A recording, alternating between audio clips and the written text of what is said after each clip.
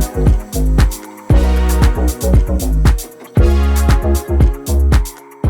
you. Okay, let's see. Hi, how are you? How many of you have been thinking of this, becoming a data engineer? Yeah? How many of you are a data engineer already? Do you think it's easy to describe what you do? What skills do you have? And how did you gain those skills? It's not always the most linear path. So I'm here to talk about my path, how I ended up in data engineering. So this is me. I've now been working 3+ years in data engineering, altogether 10+ years in consulting. At the moment, I'm senior data engineer and founder of DataTribe and Helsinki Data Week, which is actually in about 1 month, so welcome to Helsinki for a data conference. And also I'm a board member at Tivia and Foundation for IT Research in Finland. And as Lars said, I have experience across a few domains. My passion is to solve complex tech, data, and people problems, and my mission is to work towards a more humane society. And I want to bring also my voice to this field, because we need different voices, and I feel like sometimes it could be a bit of an echo chamber if we don't bring those voices. And for me, it's always a bit hard to find that strength to bring my voice. But with the mission, I think it's important to show up, even on this stage today, even though my voice is a bit down and I'm a bit jet lagged, but we'll try our best. Okay, does this seem like a linear graph? No. Joe Reese is nodding. Okay, yeah, so I started almost 20 years ago, I'm not that old, as a flight attendant. I lived in UK, moved to Abu Dhabi for 2 years, worked there. Coming back to Finland, I studied acting and improv theater for a year. My parents were thinking, what is she doing? She is not going to the university. And I guess I was searching for myself. I didn't feel like university was my path. I wanted to see the world and learn about people and cultures. And well, I ended up briefly going back to university. I studied economics and math. I moved to Estonia to do that, and I became a payroll analyst. And from there, I think a very interesting path started for me. I've always been into computers, and I became the go-to person of different kinds of systems and understanding them and the integrations, and more I went towards projects and project management, which I was leading. For example, system integrations, which payroll field has a lot of different systems and very conservative old systems. So I learned a lot, and I felt like always I was going more towards the technical implementations than the actual project management. So after 8-ish years, I started to study programming. But I started in front-end web development. I felt like I needed to see that card. I had a scholarship with Google at Udacity and got a nano degree with that. And with that, I got a job at an ad agency. I also started studying photography. And working for a year in that industry was very interesting. I became a live music photographer. I worked with many artists in Finland, toured with them, and I saw a whole nother industry again. It was very good at that point of my career. I needed that creative release, sort of. I needed to feel the freedom. When you work in corporate or like in any kinds of systematic businesses, you start to feel like a bit stifled. So I needed that break from that. And I ended up actually directing music videos. for Finnish artists. And then COVID came, so the whole live music industry just shut down as the whole world shut down. So again, back to school, I thought, okay, I need to finish my thesis and get my degree to be like a good person, right? Because that is seen as the normal path, that you need that degree. I felt that I had learned a lot in my work, like I saw that has been my university already. So it was quite quick to finish the degree. And I graduated in 2020. The day I graduated, I found out I was pregnant with my second son. All right. I thought I was going somewhere and then realized, okay, this was nice, a surprise, a pivoting moment again. I was very happy, but I was also interviewing for jobs. And I was being honest that I was pregnant, which was not legally needed, but I thought, like, if I'm gonna go and then just disappear for a year, I think it's fair to say for some company that has like 20 people that this is how it is. Obviously didn't get hired, but then I got a bit like angry. I said to myself, you know what, I'm gonna be the best data engineer there is. And this was not very popular field at that point. I think it was a bit like data science was still like the hype-ish, or we were coming from that hype towards like data engineering and things like this. So again, found an online course. I did quite a few online courses during that year. My baby went napping. I opened the computer. I studied Python. I studied SQL. I found online communities. I found other people who were self-studying. It was a very mysterious route to sort of find this information. And I tried my best and got hired in 2022, in the beginning of that year, and was happy I got my first job as a data engineer.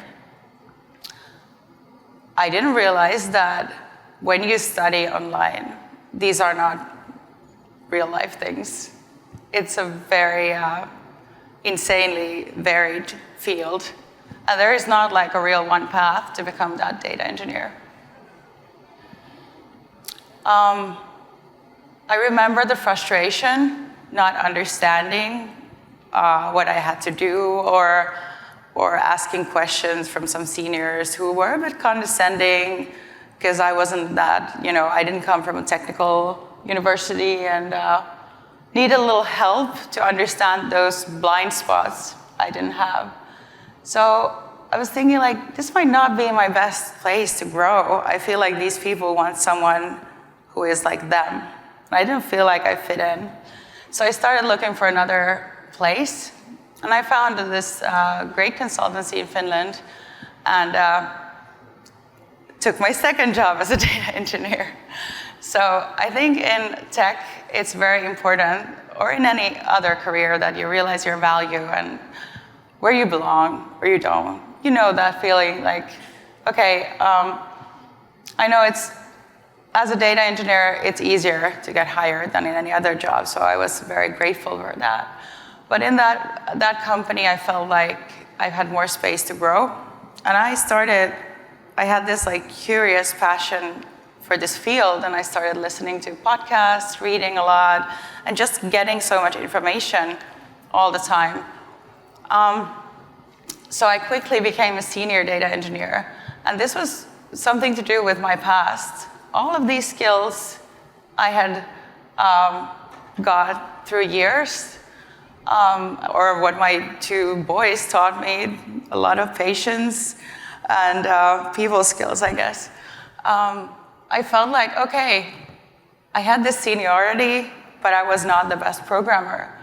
So I think I found my strategy in becoming like very dependable and impactful for my clients and in our organization. And that way I found like I'm a bridge builder. That is my thing, and I know how to program. I can be a data engineer, but I'm so much more. bringing these things to the table, even though I was not the normal data engineer, in quotes, because who holds that normal stick anywhere? There's no measurement for that, right? So yeah. And then I met with a few people in Finland, and they asked me to join their new company they were founding, and became a partner, and also founded Helsinki Data Week with these community members in Finland that I had met in data. So the community is very important. If your organization is not supporting your growth, find people who do. Find those people who believe in you and give you that trust.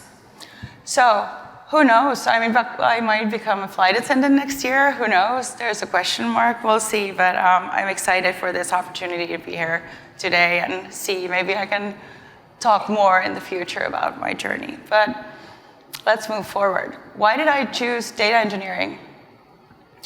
We all know that data is everywhere. Companies need these data pipelines and platforms. Without data, there's no ML or AI.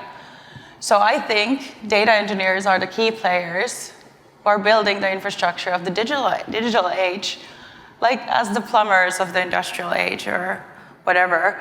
I think we are going very fast at the moment, and we need more data engineers. We need them from every kinds of backgrounds. We have no place to say for anyone that you cannot be a data engineer because you don't have a technical background. With tools like ChatGPT, you can actually empower people to become better programmers.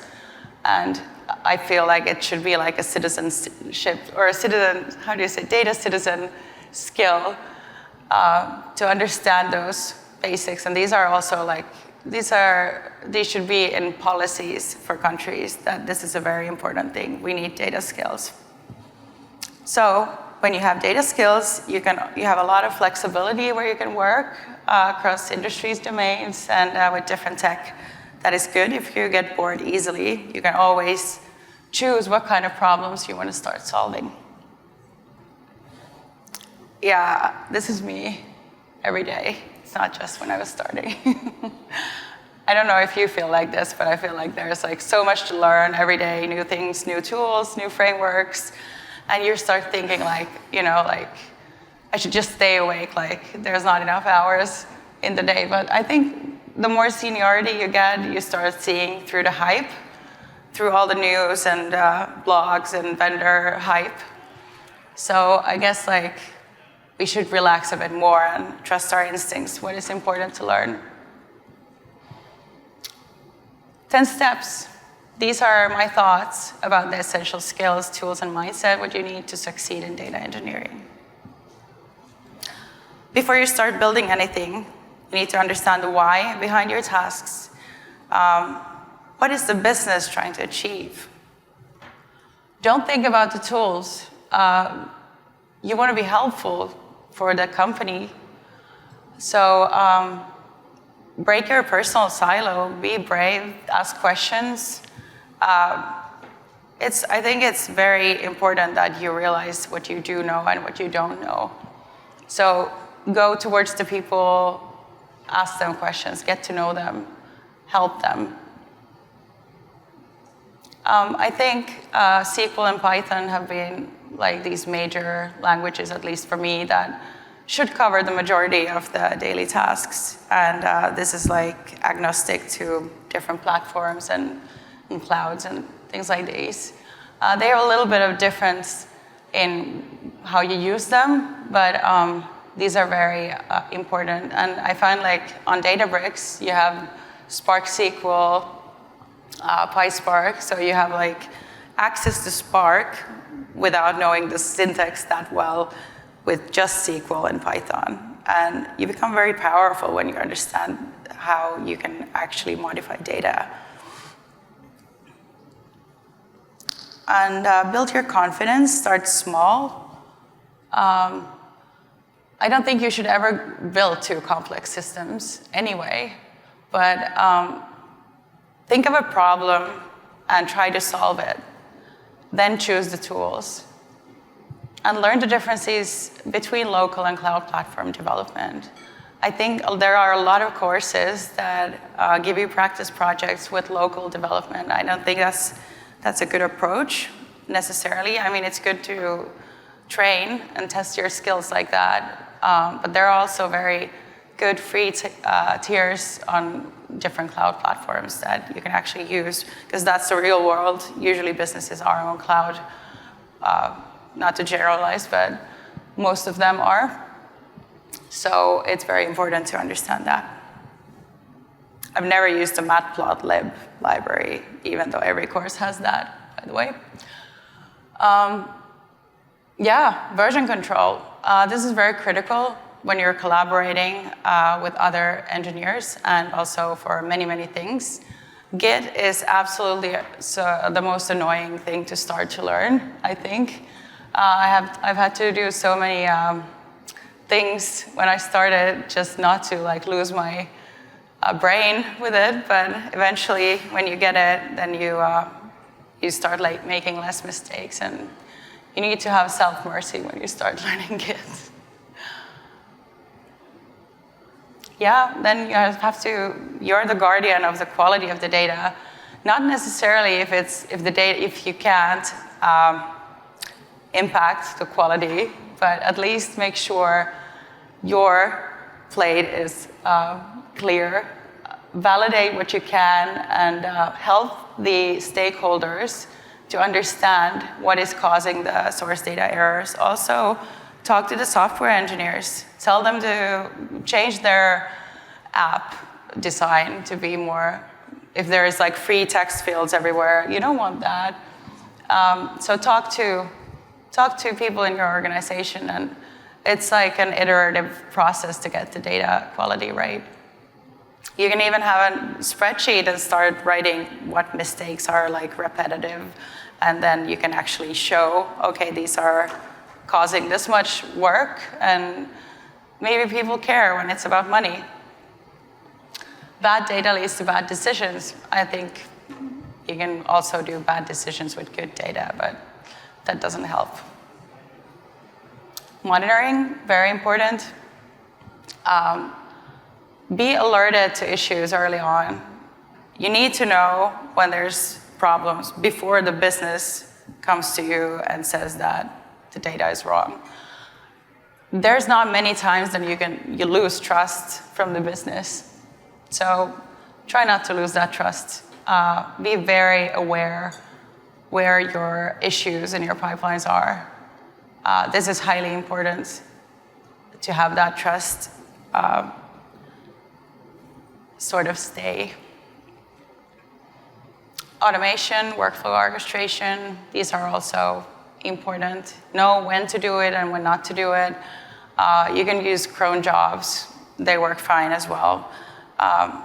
But if you have a lot more, if you have more than 10 pipelines, then consider proper orchestration. Yeah, most of the pipelines are built on cloud infrastructure. So choose one cloud. I'd say maybe ask around which cloud platforms are the ones that you need to learn. Choose one and learn that in a way that you're comfortable to move things around, understand the storage, the warehouse or lakehouse on that platform, and get certified. These certifications are very good when you're looking for a job. Recruiters are using these as keywords, and on LinkedIn they work very well. So even you have the basic certificate, just get it. That's my recommendation. Even on Databricks, just get the fundamentals. Some recruiter is gonna pass you further because you have that 4-hour course done. So it's totally worth it.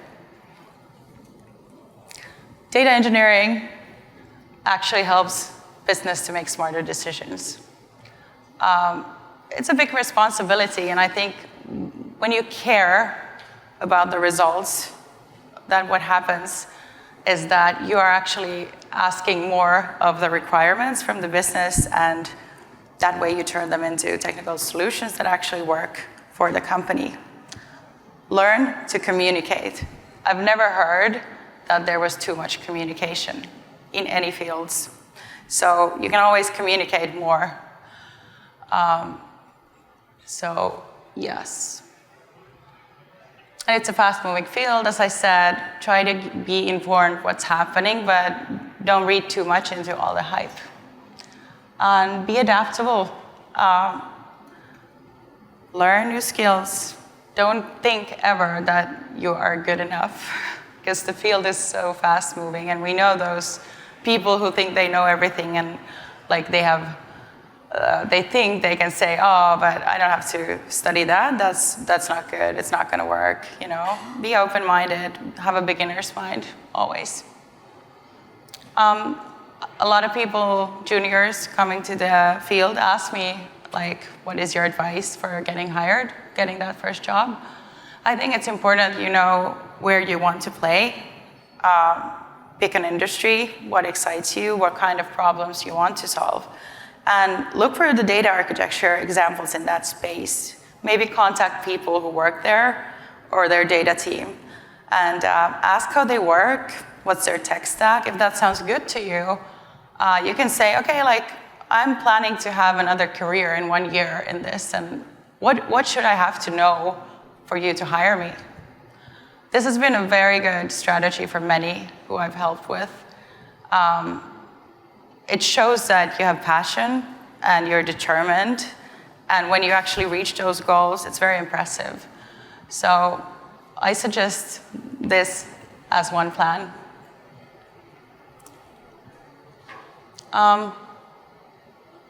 To get hired, you need to show that you can solve their problems. So there is no not one course that will just show all the data engineering skills. You need to be a bit vary, like what you need to learn, and ask around.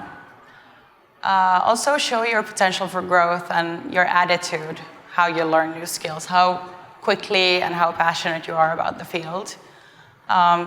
And also, as I said, the first few months can be tough, but that is exactly what separates good data engineers from great ones. Is like, you need to show that you can grow and you like the growth. You can actually have that grit to grow, and you don't give up, you push through.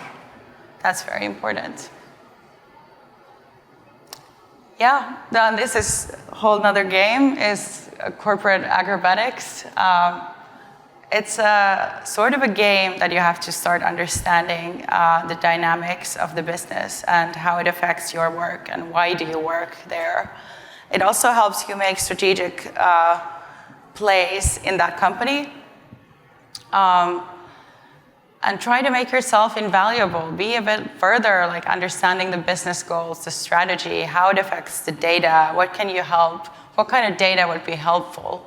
Don't wait for the ticket to become like the guide only. Be curious. And this is what I recommend to everyone, as Bill Murray did. Whatever you do, do it 100% unless you're donating blood. Thank you.